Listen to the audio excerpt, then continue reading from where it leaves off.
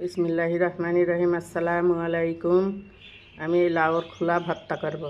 লাউ সাথে কয়টা চিংড়ি মাছ দেব।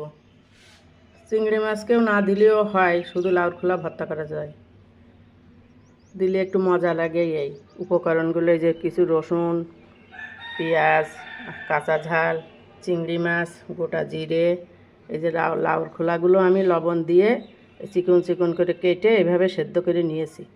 এইবার সব কিছু উপকরণগুলো একসাথে সরিষার তেল দিয়ে টেলে নেব, ভেজে ভেজে নিয়ে তারপরে শিলপাটায় বাটবো।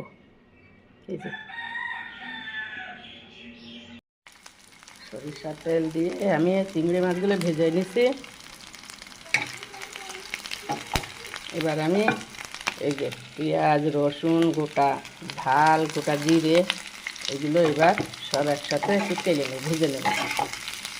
নিয়ে পরে লাউ খোলাগুলো দেবো।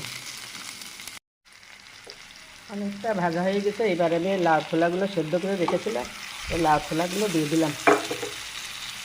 দিয়ে এবার সুন্দর করে নিয়ে ভেজে নিয়ে মিশিয়ে তারপরে শিলপাটায় বেটে নেব। এই যে ভাজিটা আমার হয়ে গেছে মেশানো। অল্প একটু হলুদ আর পরিমাণ মতো স্বাদ মতো লবণ দিয়ে সুন্দর করে ভেজে নিয়েছি। আমার হয়ে গেছে। এবার আমি বেটে নেব।